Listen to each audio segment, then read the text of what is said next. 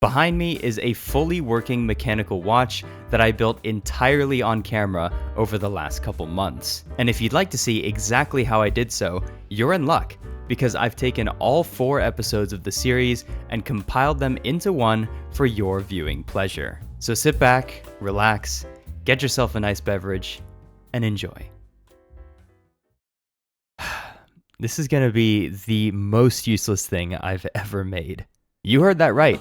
From the guy who brought you the Skulk Telegraph, logic gates with fence gates, and a polygraph machine, I bring you the mechanical watch. Something that's been technically obsolete since the 70s. But despite this, these things are still worn by people all over the world in lieu of much cheaper, more accurate, and more functional options for one reason and one reason only. They're cool. You see, instead of using electricity, or God forbid, a computer to tell the time, these things use nothing but springs, gears, and good old-fashioned ingenuity to keep on ticking. What I want to do is recreate this mechanism as best as I can in Minecraft. Now, it's not gonna be a perfect translation. I mean, for one, rotation doesn't exist in the game. And well, that's kind of the basis of everything a watch does. But we'll get around this and everything else using game mechanics that mimic the main idea of what we're trying to replicate as closely as possible. So, where do we start? Well, I'm thinking we start with the mainspring, which is basically the battery of a mechanical watch. In real life, it looks something like this: an S-shaped piece of metal coiled up inside a housing. You wind up the coil, which stores that energy, and then releases it, spinning the housing. By the way, these incredible visuals are courtesy of an amazing article written by Bartosz Chechanovsky, which is where I learned basically everything I know about mechanical watches. Link to that article is in the description. But back to the mainspring, we have a couple of major issues. Neither springs nor rotational motion exist in Minecraft. But don't worry, I have a couple of ideas. Okay, so basically our goal is to store energy in some kind of mechanical way that will deplete given enough time, but then also can be recharged at any given time to keep it going. And the best thing that I can think of right now is like a sand pillar, like this, where basically this column here is our bank of energy. When I push this button, it demands a small amount of energy from the system, like that. And then once we're depleted, it can actually still request energy, but if it doesn't then receive energy, then it's out. Actually, hold on, something just dawned on me. 1 second. Does the sand actually fall through and trigger this string, or does it land on top of the string? I really hope... Oh, okay, good. Okay, what a relief. I really thought we were kind of screwed there. All right, we're good. We're safe. We're safe. Okay, so the real question is, how many pieces of sand do I want to store here? Maybe we start with like 20? So we have 1, 2, 3, 4, 5, 6, 7, 8, 9, 10, 11, 12, 20? So that's our stack of 20. So that's what it will look like when it's depleted. But we also need a way to bring everything back up. And I'm thinking a bubble vader. Let's get a slime block here and a normal block there. Okay, if I time this just right. Nope. If I time this just right. Okay, yeah, it does work. All right, so let's see what that timing will have to look like for real. Just making sure this is not possible. Yeah, that's not possible. Okay, cool, cool, cool. Let's see. Oh, wait, that's perfect. Now let's see if... that would be why. Yeah, oh, that's a cool splitter though, eh? Look at that. Okay, all right, we keep iterating. All right, how about this? Ready? Yeah, there we go. Nice and simple. And you know what? How close can I... Yeah, I like it with 4. Okay, cool. And then I'm thinking a bubble vader, so... All right, and let's cut out that much. All right, let's see how much it needs. Oh, it needs this. Okay, wait, how about that? Hit the button. Nice. Nice, nice, nice. If it's gonna fall into here, I think like the minimum that it needs is this. Grab some fence gates. Just like that. Okay, let's see if this works. I really hope it does. Oh yeah, right away. Oh, hello? Oh, it is confused. But yes, it does work right away. In fact, I think I can even put, oops, my goodness. I think I can even put the soul sand there, right? Yeah, it's like immediate. Okay, I truly don't know what's going on with that. Okay, it did eventually break into an entity form, which is totally fine. All right, cool. So this is where the soul sand needs to be. Very good. Let us put water all the way at the top there. Now, I do wonder, though, as it's on its way up, can it be pushed to the side with just a simple water stream? That is another question I'd like to answer. Let's see. Okay, it's on its way up, and it seems the answer is no. All right, so that means I need another slime block, I think, right? Tripwire. There we go. And I believe I can just lead it in, right? There we go. Up. And... oh! Okay, wait, so it can actually be a couple blocks lower. All right, let's try that again. Satisfying-ish, until it hitches like that. Huh? Oh, that was weird. Okay, so we do one more up. I think I was actually really close in my original estimate then. Actually, unless we put a repeater here, you know? Something like that. Let's see, let's see, let's see. Up and away, and yeah, all right. That is all we need, actually. So now, if I go ahead and fill this up, we are able to request energy by hitting this button, which will be done automatically in the future. If we then wind our watch, I mean, let's see how quickly I can... I'm guessing it'll have no issue at all, right? And so as I'm winding, I'm still able to do this, right? That makes perfect sense. I wonder though, if this is sort of on its way cascading down while it gets reloaded, will that actually be a problem? I never really thought about that before. See if I can recreate it manually. I'm not so sure. Oh, yep, there it goes. Yeah, so with really, really specific timing, it might actually break. Huh. Are we okay with that? You know what? It's a really rare problem, and it moves as well. You know, as it depletes, right? That timing of when that problem is actually going to happen varies quite a bit, and it happens down here too, technically. So I guess as you use this thing, especially if you're winding it while it's running down, which probably will happen quite a bit, I guess you're just going to lose sand a little over time, and eventually it might not work anymore. But I mean, I guess that's kind of realism, right? I mean, even in a real watch, the spring fatigues eventually.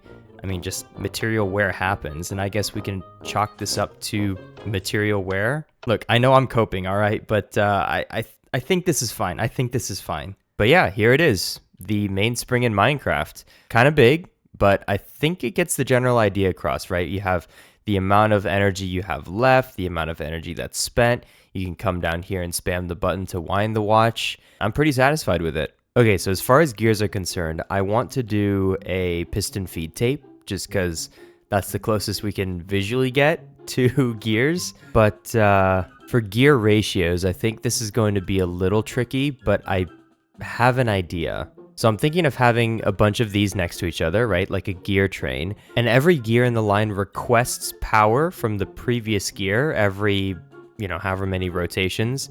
And then the very last one requests power from the mainspring every once in a while as well. So how do I build that out? I guess we might as well start by just hooking this up. I mean, does that actually work? Doubt it. Okay, yeah, it doesn't work. Oh, but wait, I think we can do this, right? Oh yeah, perfect. Okay, yeah. All right, I want to make this symmetrical and also be able to be pulsed from both sides. So I think I just want to tie these two together. And this line will just be pulsed. All right, there we go. Yep, nice and fast. I like that. Now, what happens if an observer is in the chain? Does that ruin anything? I mean, not particularly. Oh, until until it reaches this, right? And then,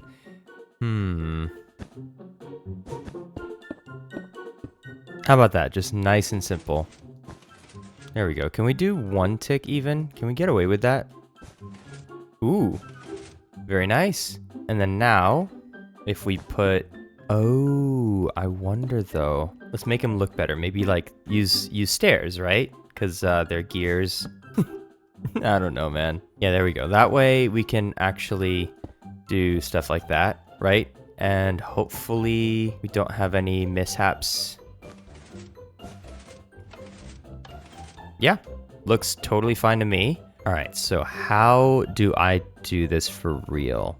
Okay, so when we request energy from the previous gear, let's say we're in this position, right? This would need to be symmetrical as well. So that would put this one here, I believe. Yeah, I think I want it to be like in two halves, if that makes sense. Just because aesthetically that would look better than having the entire thing populated, right? Let me put two of these next to each other and see how they interact. So now we have two of them next to each other. We only want to manually control this one, right? When it's here, it will request energy from the previous one. Sure, you know, quick and dirty. So yeah, when it moves forward, we want to grab power from here.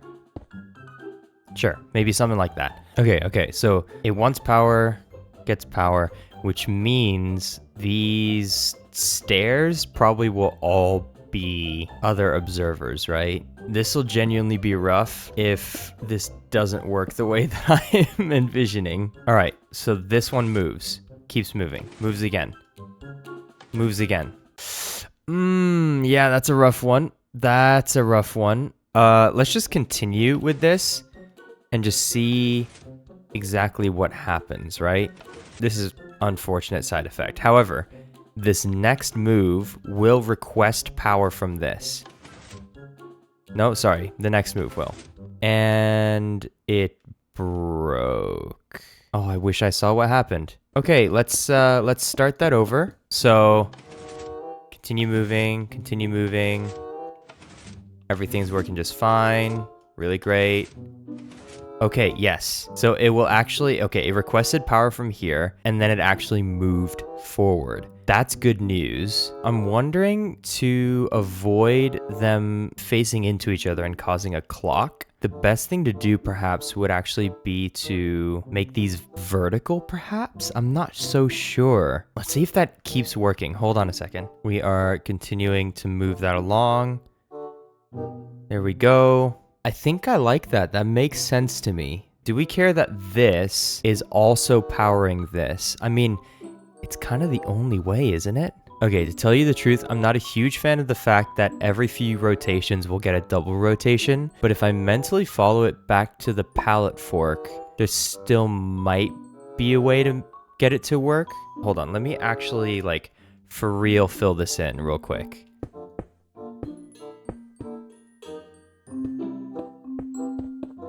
All right, let's see what happens, right? So this is moving, it's moving, it's moving.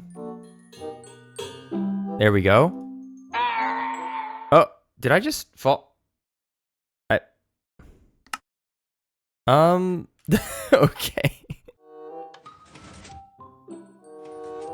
Huh. So as it turns out, these guys didn't even fire. Actually, it was just this one that didn't fire. I mean, maybe I want to do 2 ticks then. Okay. Really didn't like that somehow. Oh, is it because it has to round the corner? It might be because it has to round the corner, bro. Okay, without rewiring too much, I think I have a solution. Okay, so I just kind of rotated everything 90 degrees, and hopefully that makes everything work just fine. So let's see what happens. Here we go. It's going business as usual. Okay, cool. Next one, what's gonna happen is this one's gonna spin. It's gonna request power from this one, which is going to request power from the mainspring. Mainspring is going to give it that power, which is going to spin this one a second time, and then spin this one in turn. So we're gonna have the speed of the game, and let's click it one time. There we go. Request power. If only. If only. Also, this is wrong. All right, here we go. We're gonna try that again. Cog moves. Requests power. Requests power from the mainspring. Mainspring gives it power. Moves both cogs one position. Yes, dude. I will say the big flaw in this is that even if the mainspring runs out of power, it does not stop the last cog from just continuing to spin. So maybe my implementation there needs a little bit of work. But in general, I think we've got the main idea down. Hold on, let's try to get that to happen one more time. Look at how many rotations we're making per sand, right? Okay, here we go in real time. Never mind, here we go in real time. Yeah, that's really cool. Very cool. Timing-wise, it's gonna be rough though, I gotta be honest. But I think the mechanics make sense, right? It's sort of analogous to real life. And today, we'll be working on the escapement. What's the escapement, Jazzy? I'm glad you asked. So last time we made the mainspring and also the beginning stages of the gears that will eventually lead to the hands on the watch face. If you don't know what I'm talking about, go watch that video first to get caught up. Right now, in order to get the gears moving, I need to spam this lever right here to feed pulses into the last gear. But in an actual watch, we need this to happen automatically with precise and consistent timing. And that is exactly what the escapement does. This small collection of parts right here is responsible for letting tiny little bits of energy out of the mainspring with very precise timing. This is how the watch actually stays accurate to real time. So by the end of the video, we should essentially have a fully working watch. Well, minus the actual hands to tell the time. But first, there's a few adjustments I want to make to our current design. First off, remember how I had stairs at some point in my gears? I think that looks a lot better than this ring of observers, so I think I want to try to get that to work. Also, as I mentioned in the previous video, I don't like how the previous cog triggers a double movement on the next one. And also, when we run out of sand, it actually allows the last cog to just keep running, which is not supposed to happen technically. So let's see what I can put together.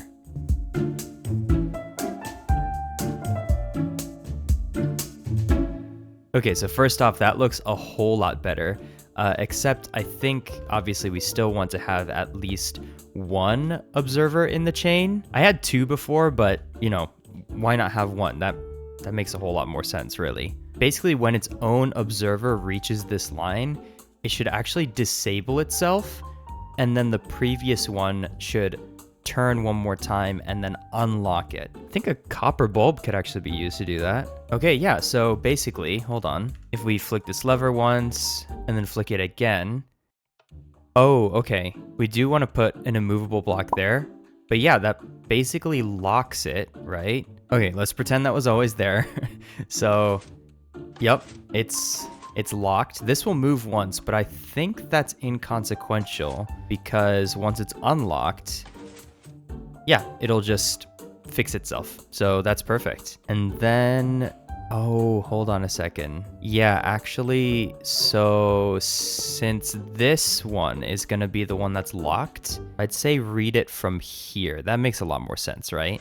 Okay, so if we just, here we go, like that. So basically, when this observer comes all the way back around, it will lock itself, and then this one will move once and then unlock it, right? Surely that's gonna work. All right, so here we go. Couple more moves. Boom. Yeah, gets unlocked pretty quickly, actually.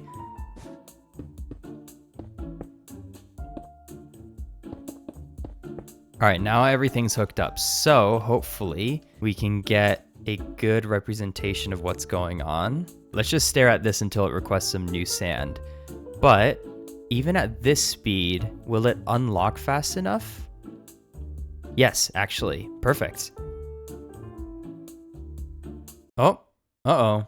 Oh, this thing, because it's looking at the redstone down here. It activated twice and made this out of sync. Okay, hold on. So I can move this redstone, or I could do something different. Oh, you know what? I have an idea. Okay, so I've turned all the stairs around so that the backs are facing this way. And I'm thinking when this moves, the fence will disconnect very briefly, and that will be detected by this observer, and that'll send a pulse down this line. I know it looks kind of rough, but don't worry, we're gonna clean this up in a bit. But yeah, this fence is completely agnostic to whether or not it's attaching to an observer or a stair. So I think this actually should be perfectly fine. All right, let's start this back up. So it's coming back around. This is almost there.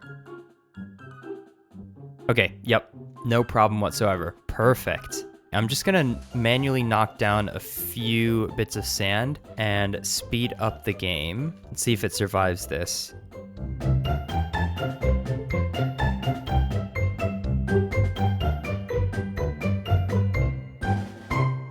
All right, we've slowed down the game again. We are out of sand now, so it'll request the sand. We will have one free rotation on the last cog, which is totally fine, by the way. And it should... There we go. It's locked itself. This is in a locked state. Okay, there's actually another problem because, all right, we're out of power. That's great. But when I wind this up, I need to actually jumpstart it by pushing a piece of sand in there and then also restarting this cog. Now, obviously in a real watch, the motion actually begins with the mainspring, but I can't exactly do that here with this design. So I think I'm gonna have to have just a special button input or something to restart the watch when it dies. Maybe it's a bit of a band-aid solution, but let's just go for it.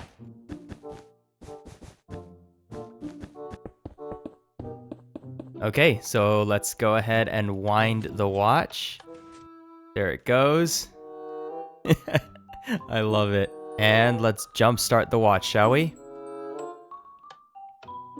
Oh, maybe this delay wasn't long enough, actually. Okay, let's try that again. There we go. There we go. Okay, so it's out of power because I punched out this piece of redstone dust, but it's locked. I hit the button. Unlock, unlock, and it starts running again. Perfect. Okay, I'm gonna do a couple of things now. So first, I'm gonna make both of these a good bit larger because I think they're a little piddly right now. And then we'll get ready to replace this right here with the escapement, which is what I was supposed to be doing today. But I think these edits were well worth making.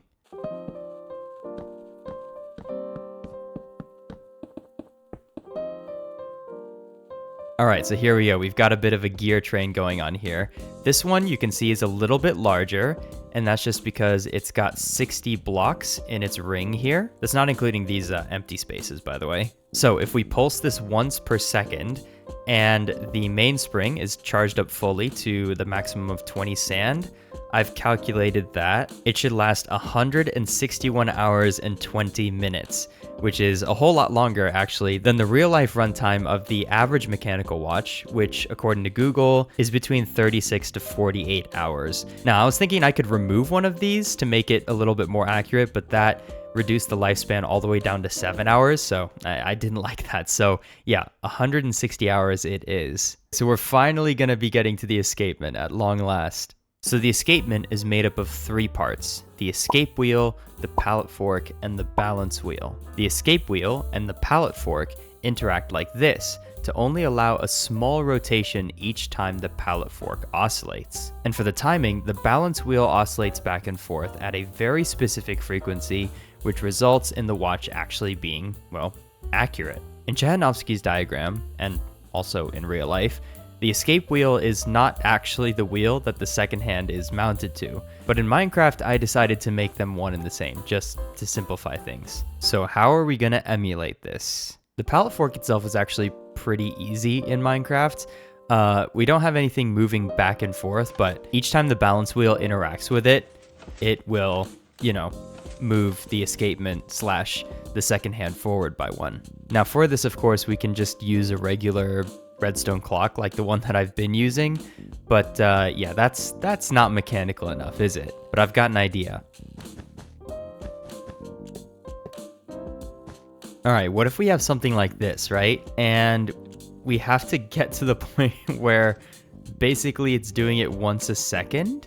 Actually, already this isn't bad, is it? Hold on, let me get out my phone. Okay, so it's a little slower than a second. Actually, it's a lot slower than a second. This is where I wish I knew a lot more about Cartstone, actually. Okay, let's see. Does this work any better? Let's see. Oh, dang, these really stay on for a long time, don't they? Okay, even though this is slower than a second, it does get the point across. I think I'll actually leave it like this for this episode and see if anyone can come up with something better in the Discord. Okay, yeah, let's do that. Proof of concept here. All right, I'm gonna turn this off for now.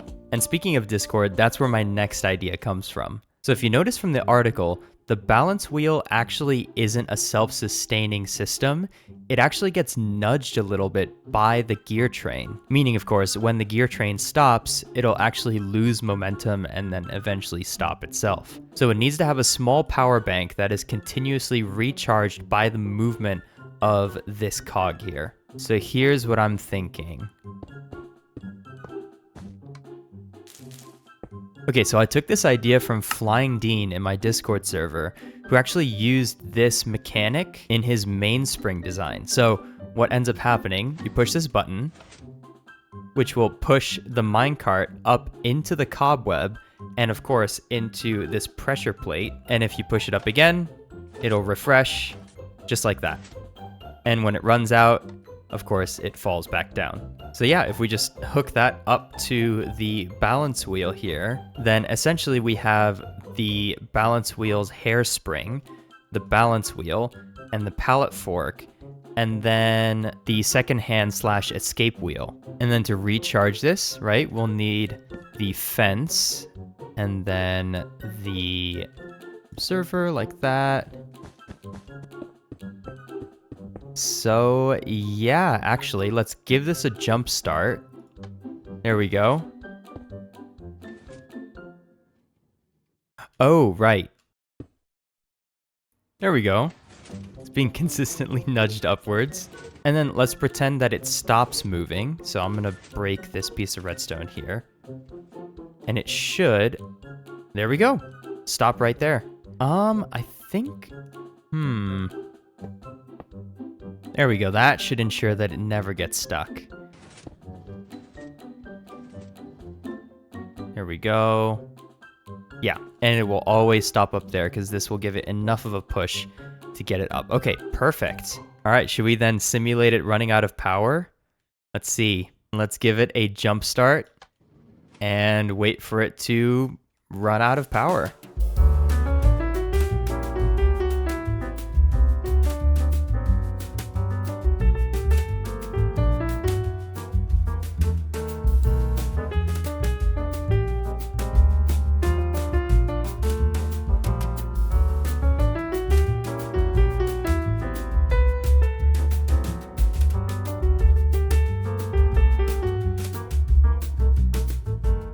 There we go. Our balance wheel has stopped. All of these are locked up. Now, let's come back down here, wind it a few times. We'll give it 3 pieces of sand. Super satisfying. And let's see what happens when we start it again. God, I hope this works. Oh, that's so good.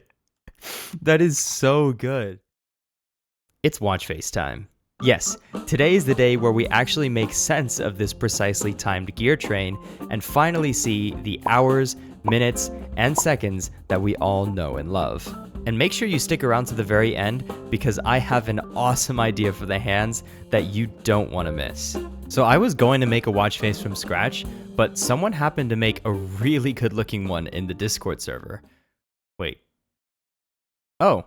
Yeah, so this one was made by Flying Dean in my Discord server.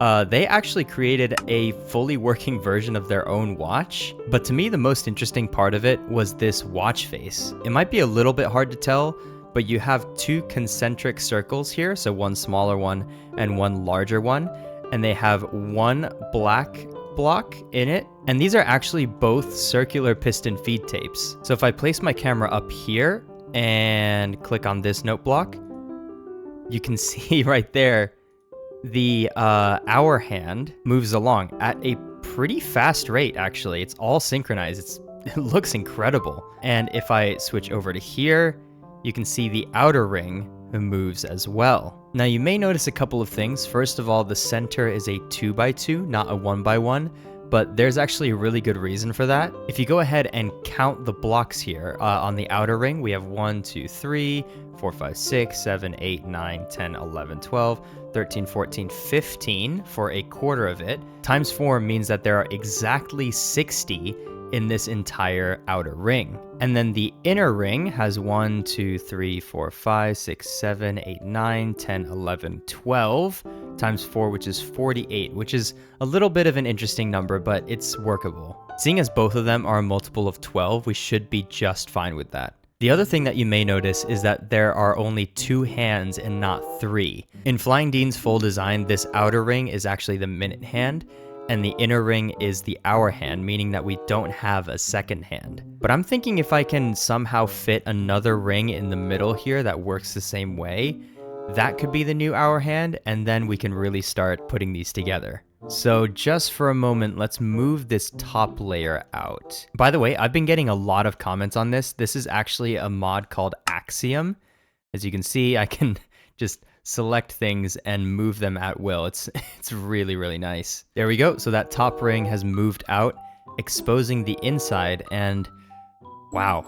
You can actually see that we have this red circuit here, I think is part of the timing. And then we have these rings of target blocks and solid blocks. I think these are all the gears in Flying Dean's design. Since we have our gears down here and we'll be adding some of our own, I'm going to remove that portion, hopefully without a whole lot of destruction. All right, there we go. We have a little bit more space to work. Dang, I'm really realizing this is quite advanced. Okay, but let's put our new concentric circle in, shall we?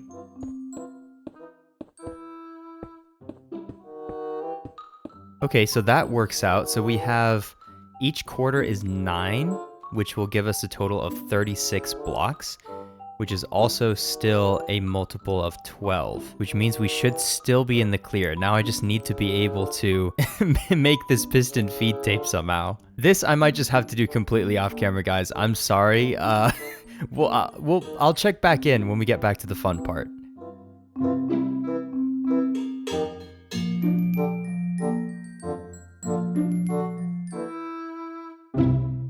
Okay, so I was able to cram in a smaller hour hand into the center of this, but there's a couple things to point out first before we move on. The first thing that you might notice is that it's not a perfect circle. It's a little bit wonky, right? You might be wondering, you know, if I punched out these blocks, maybe it'll look a little bit better. But the truth is, these are here so that the total number of blocks in this ring equals 36. Which is divisible by 12. The second thing that you might notice is that there's a 1 block gap between the second and minute hand, but there's a 2 block gap here. Now, trust me, I wish that wasn't there either. But if you look over here, I actually did try to make this a 1 block gap. As you can see, we have a much nicer looking larger circle here, and this one also actually has 36 blocks in it. But because of the minute hand pistons and where they were, I just couldn't fit in the pistons to actually make this work. So the compromise that I went for is that the hour hand is a little bit smaller, and it has a odd but honestly not that bad of a shape. The third thing that's a little less obvious is that because of those corner blocks, the extra blocks that I mentioned earlier, yeah, this takes 5 piston moves in order to go around each position. If I expertly direct my mouse down here, there we go, to the minute hand, you'll see that the minute hand and also the second hand move forward with just 3 piston moves. So because of those extra blocks, the hour hand needed to be 5 piston moves, but I gotta be honest, this is actually quite satisfying to watch, isn't it? I mean, look at that. Overall though, the hour hand is the one that's going to be moving the least often, so I don't mind that it takes a couple more piston moves to actually accomplish the goal. So yeah, now that we finally got a watch face with 3 concentric rings, all of which are divisible by 12, let's go ahead and work on the gears. So we have 60 blocks in the outer ring and 48 blocks on the inner ring. 48 divided by 12 is 4 blocks. So that means every 5 minutes, this minute hand is going to move forward by 4 positions. For the minute hand, that means 300 positions, right? So 60 times 5 is 300. So that means we have a 300 to 4 ratio, which can be simplified down to 75 to 1. So a 75 to 1 gear ratio with 1 gear would actually be quite a doozy, but luckily for us, we can split that up into multiple gears and make it a lot smaller. Well, you know, to be honest, 75 is a very strange number. I actually prefer 150. That's equivalent to 150 to 2, which can be done with a 15-toothed gear paired with a 10-toothed gear with 2 outputs on it. Let me just build it and show you what I mean.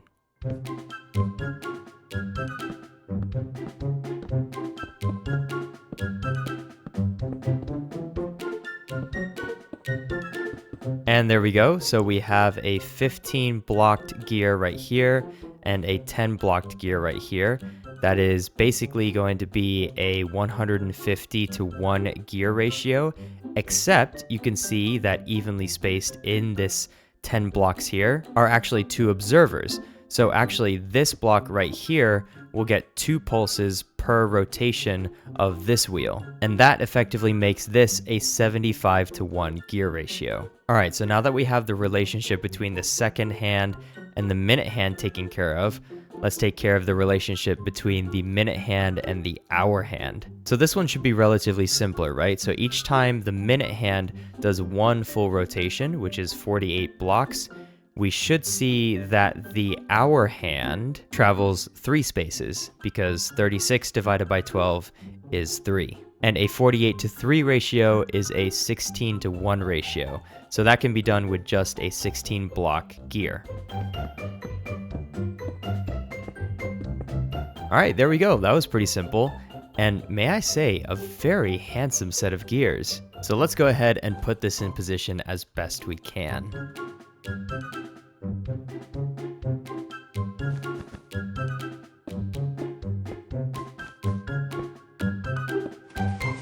All right, so that happened to slot in really nicely. You can actually see it nestles in pretty well. This is, I mean, it sags down quite a bit, but I think it looks pretty good, pretty clean. So now let's go ahead and attach that faceplate back on here. That looks pretty good. Oh yeah, and that means we can finally get rid of this, right? Now, one more thing I want to do is actually punch out the exact path that the blocks take. You'll see why in just a moment, but it's gonna get a little uglier. Just bear with me for a second, all right? All right, there we go. So now our faceplate is riddled with holes, but don't worry, there is a method to the madness. Just stay with me for a moment. Oh yeah, also 12 o'clock is not perfectly centered because, well, you know, it's not a 1 block center. So I just kind of decided to put it to the right instead of the left. You could roast me in the comments if you want to on that, but I think it's time to move this onto our escapement wheel down there and actually see this thing working for once. And boom. Yep, so it's hooked up to the same fence post that is driving the escapement. And yeah, without further ado, let's make a backup and fire this thing up, shall we? I'm so nervous. Well, anyways, here we go. Let's get it started. And yes, our second hand is ticking along. Looks nice. Let's go ahead and speed up the game. And let's count 5 minutes.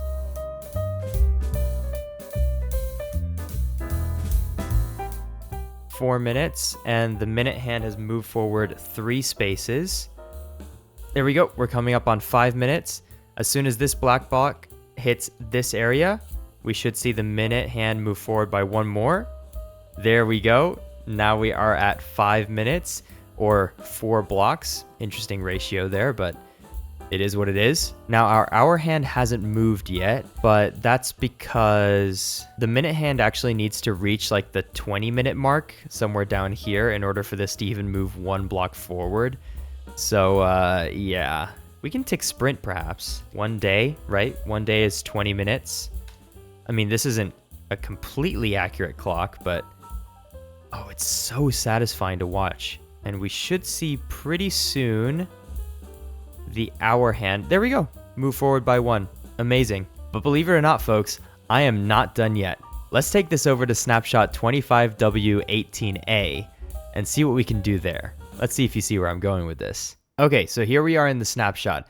You might be wondering though, what's so special about this snapshot? Well, if you keep up with Minecraft news, you'll know that they have made an overhaul to some lead mechanics. And they've made 3 very crucial enhancements that make what I'm about to do possible. Number 1, the lead itself is visibly thicker, which makes it, well, more visible. Number 2, the snapping distance of the lead has been increased from 10 blocks to 12 blocks, which, if I put an entity right in the middle of this, is just enough to reach the outer diameter of our second hand ring here. And third, we're able to now, oh, get back here. We're able to now tie mobs together like this. And I can actually bring this one along and tie it to this chicken.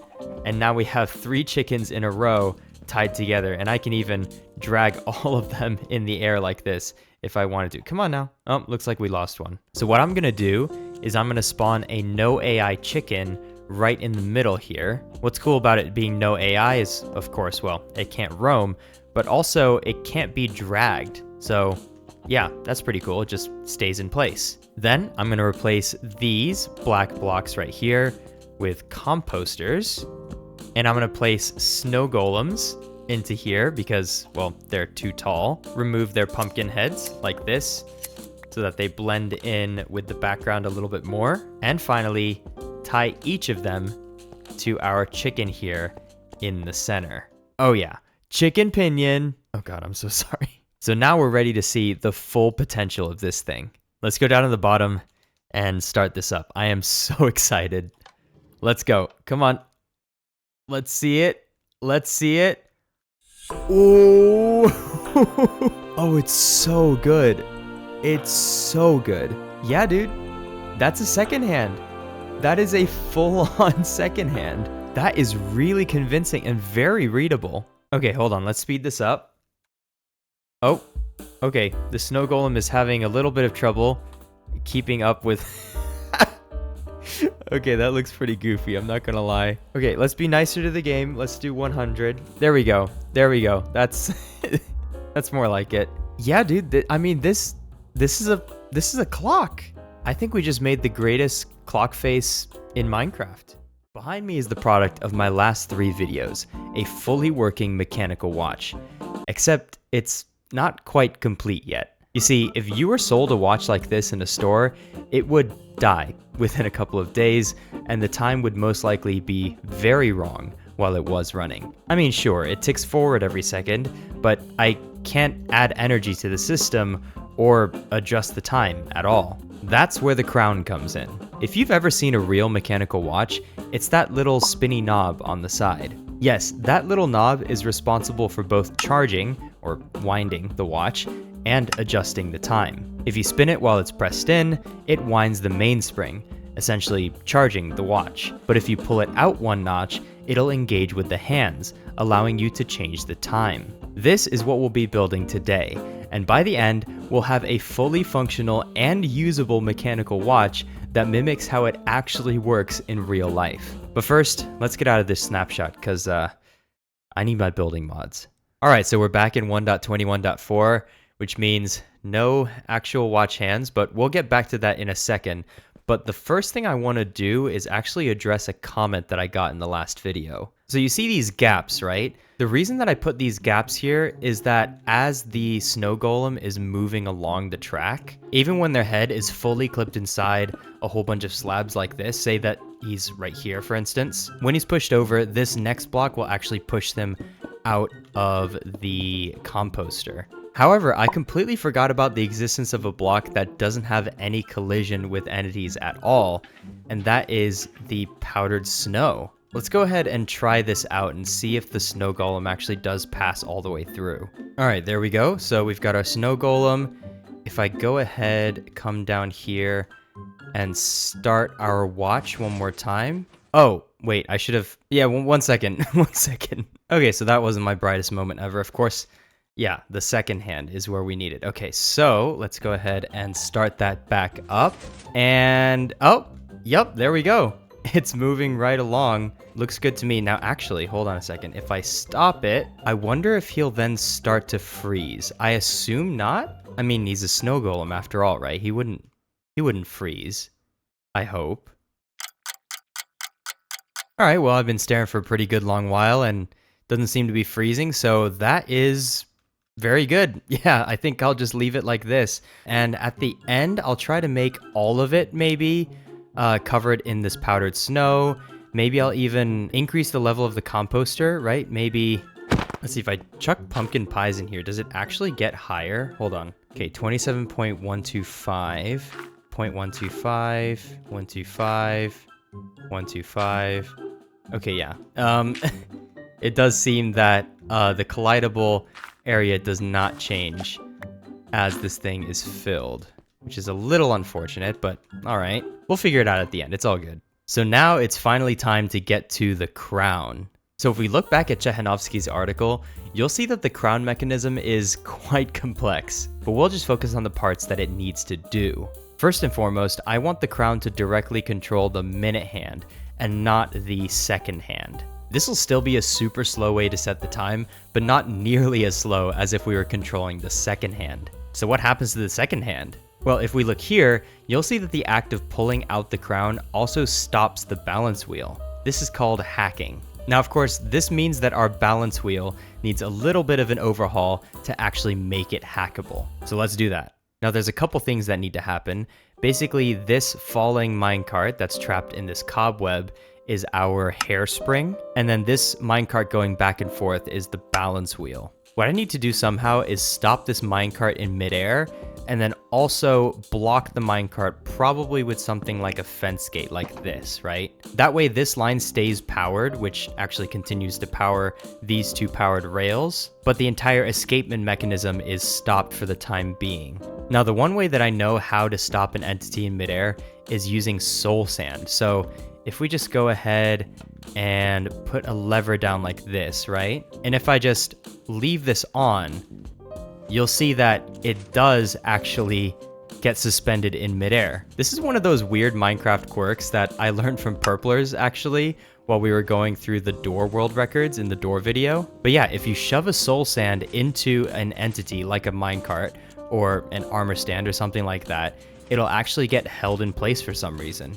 However, if our timing is particularly unlucky, there we go.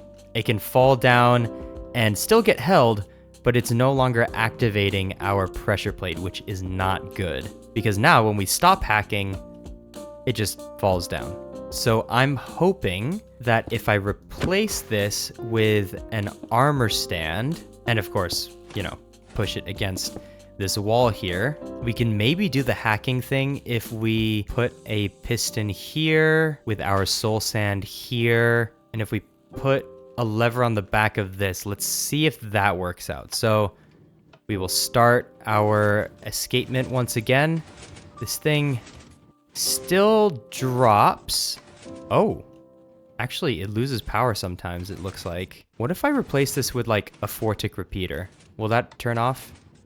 No, it's off for long enough, or for short enough that this actually doesn't turn off, I think. Yeah, okay. See, I hope this is reliable. All right, let's see what happens when I just, boom.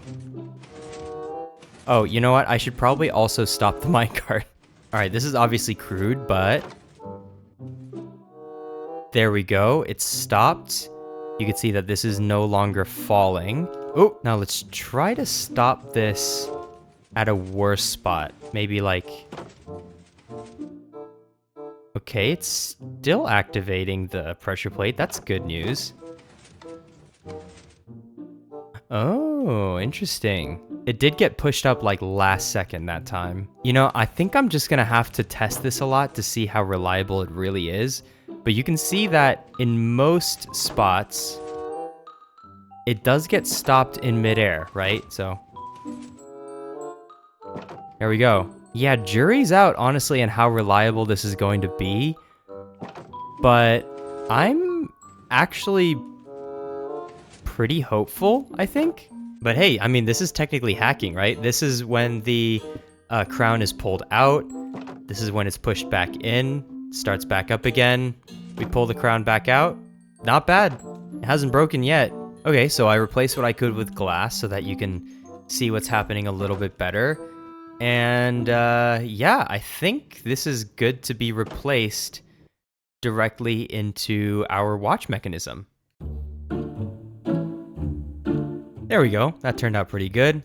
Let's punch that out and we'll get back to that in a moment. So now let's actually work on the crown itself.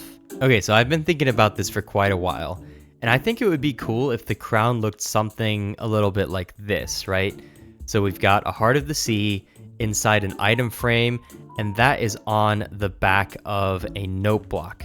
So basically, you can wind the watch, right? That will actually start moving the sand while it is depressed. And then when you pull it out, basically you click this, which will activate our observer down here. Then something visual will happen with this. Probably all these blocks will be pushed out, and then winding this will then change the time. So how are we going to do that?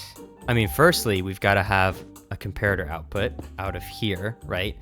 And that's going to go into a piece of redstone, and that redstone is going to have to be read by an observer of some kind, something like this. But then also this pulse here needs to be carried somewhere. So obviously this observer can't be pushed out, but I'm hoping that if the rest of this is pushed out, it doesn't look too ugly. And let's see, how are we going to route it to all of these? Okay, I mean, that's something. So let's see what that looks like. And you can spin this, then you can... Honestly, what would it look like if it was just the corners? Yeah, actually, you know what? Just the corners is perfectly fine. So don't need that one. And these two are perfectly fine. So there we go. And then we have our winding. I think that is pretty good. Also, I wish this could be like parallel to the watch's face so that you can, you know, see it move and you can maybe interact with it from the top. But unfortunately, you can't read an item frame when it's like that. Like if it's on the top face of a block like this, it unfortunately just can't be read no matter what. So yeah, unfortunately, this is all we've got. All right, so let's start hooking up some of the outputs.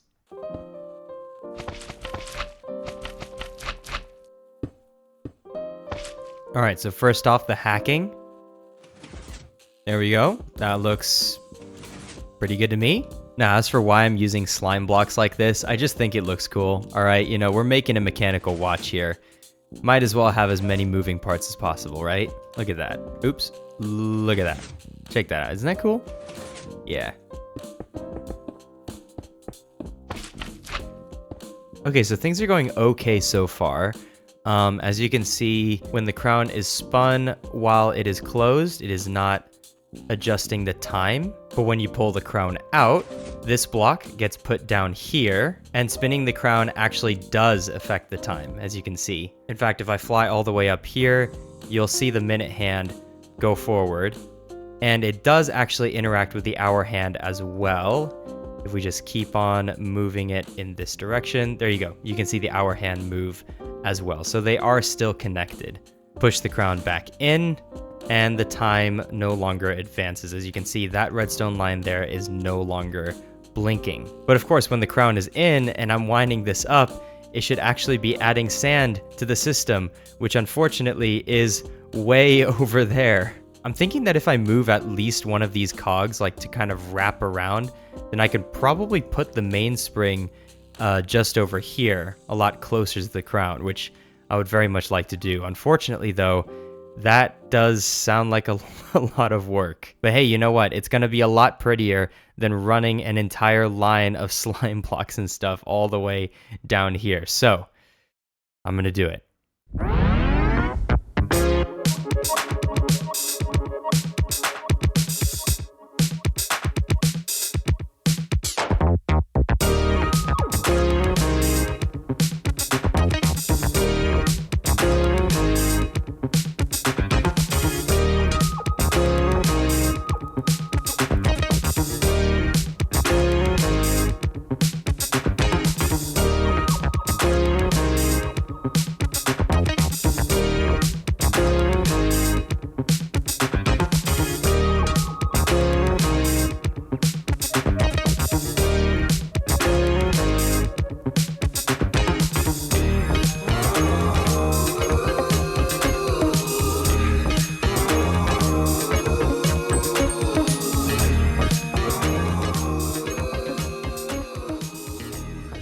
So now we have our mainspring over here that's connected to our first gear, and then that's connected to our escape wheel and our escapement here, and that's all connected back up to our watch face here. Now the keen-eyed among you may have noticed that I got rid of a gear, which does actually decrease the quote-unquote battery life of this watch just a little bit. If I remember correctly, the runtime of the original design was somewhere in the neighborhood of 100 and some hours, and this actually cuts it down all the way to, if I remember correctly, again, around 7 hours. I could redo the math, but truly I can't really be bothered. But actually, I think it's a bit of a blessing in disguise, right? Because we want to see this sand tower actually deplete and then get replenished every time you wind the watch. Speaking of which, yeah, that doesn't do anything yet, so let's go ahead and hook that up.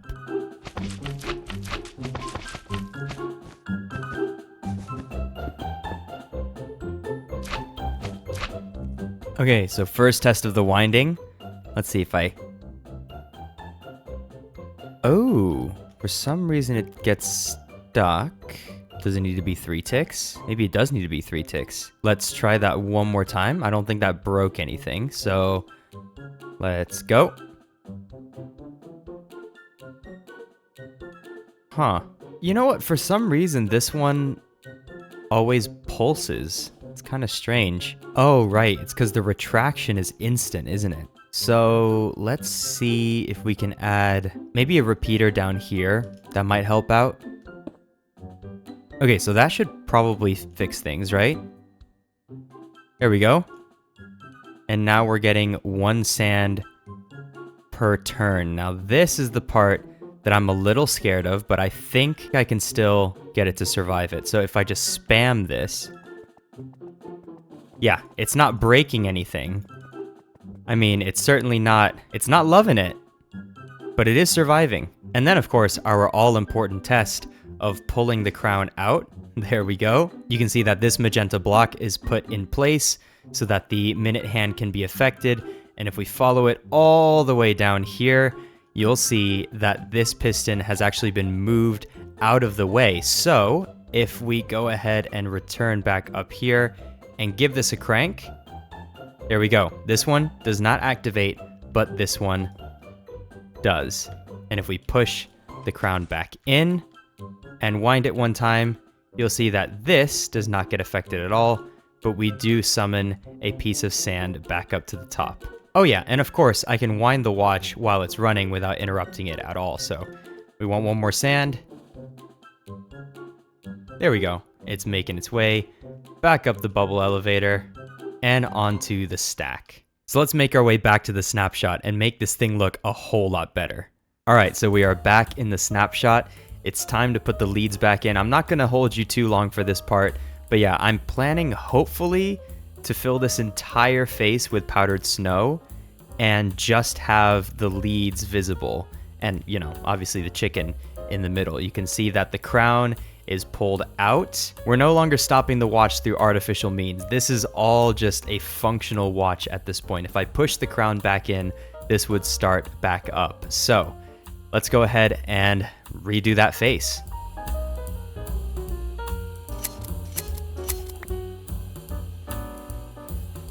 Now, I do want to point out a couple of things that are potentially quite cheaty, I must admit. First off, this is powdered snow that we have here, which usually means that this chicken would fall through, but just because it's no AI, it's actually floating on top of this, and it can't be pushed or affected or anything like that from the leads, so it does just stay there. Secondly, these snow golems are also floating. As you can see, there's a lot of air inside these composters.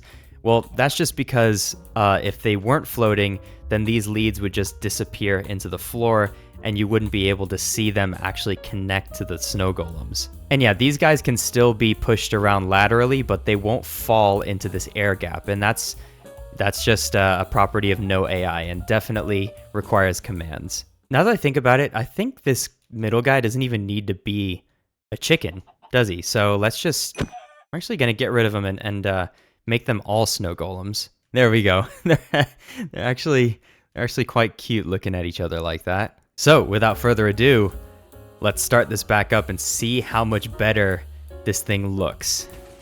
Pushing the crown in, the second hand starts going, and I mean, dude, it truly is hard to believe that this is actually vanilla Minecraft. Obviously there are commands involved with these mobs here, but I mean, look at that watch face. And if we go down below, you'll see these gears turning. You'll see this minecart going back and forth. You have the sand column. You have this crown as well, which looks okay. If I'm being honest, it looks okay. I said this last video, folks, but I could stare at this all day long. So let's do that.